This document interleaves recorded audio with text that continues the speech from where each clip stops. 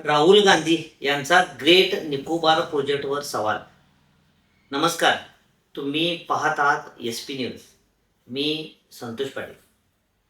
भारताच्या नकाशात अगदी खालच्या टोकाला एक सुंदरसं बेट आहे, ज्याचं नाव आहे ग्रेट निकोबार.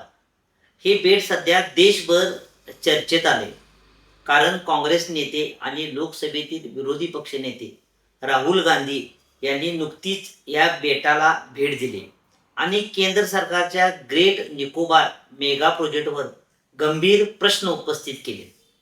नेमकं हा प्रोजेक्ट काय आहे, सरकारचं म्हणणं काय आहे आणि राहुल गांधी यांचे आक्षेप कोणते आहेत, हे आपण आज समजावून घेण्याचा प्रयत्न करूया. ग्रेट निकोबार हे फक्त एक बेट नाही, ही भारताची मोठी नैसर्गिक संपत्ती मानली जाते. इथं हजारो वर्षांपासून उभी असलेली घनदाट जंगलं आहेत, तिथे दुर्मिळ पक्षी आहेत, वन्यजीव आहेत, समुद्रजीव आहेत, जगप्रसिद्ध कोरल रीफ्स इथे आहेत. तसंच इथं आदिवासी समाज मोठ्या प्रमाणात राहतोय. इथं माजी सैनिकांची कुटुंबही इथं वास्तव्यास आहेत. केंद्र सरकार या भागात जवळपास 72,000 कोटी रुपयांचा विकास प्रकल्प उभारत आहे. या प्रकल्पात आंतरराष्ट्रीय ट्रान्सशिपमेंट पोर्ट होणार आहे, इथे एक मोठं विमानतळ होणार आहे, इथे एक वीज प्रकल्प होतोय, नवीन शहर उभारण्याची योजना आहे, पर्यटन सुविधांचाही यामध्ये समावेश असल्याचं सरकारचं म्हणणं आहे. सरकार म्हणते की भारताची यामुळे सामरिक ताकद वाढणार आहे. हिंद महासागरात भारताचं स्थान आणखी मजबूत होईल, रोजगाराच्या नवनवीन संधी उपलब्ध होतील. पण राहुल गांधी यांचं मत यापेक्षा वेगळं आहे. Each of which cost 3 lakh rupees and fund your own little real estate play. That's the problem. So don't give me this nonsense about defense of India.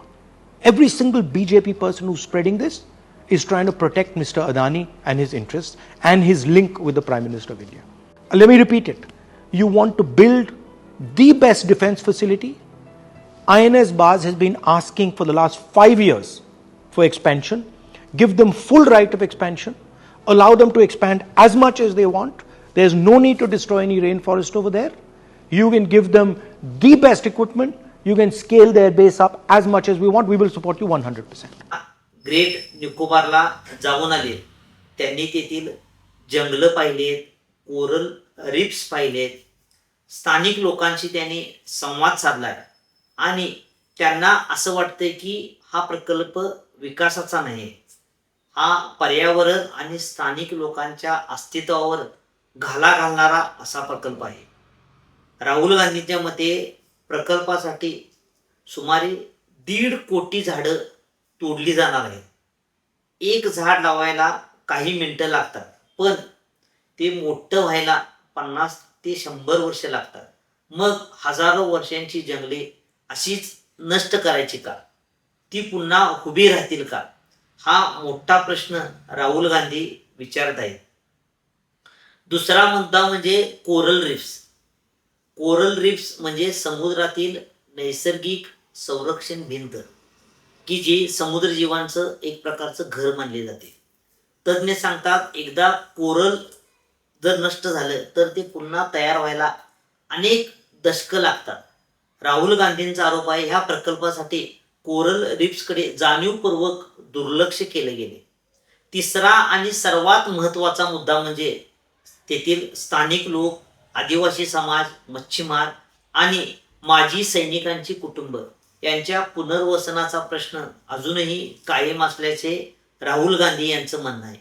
ते म्हणतात की अनेक लोकांना त्यांच्या हक्काबद्दल पूर्ण माहिती दिली गेलेली नाही. इथे वन हक्क कायद्याचं उल्लंघन केल्याचाही गंभीर आरोप राहुल गांधी यांनी केला. यामध्ये आणखी एक महत्त्वाचा मुद्दा आहे.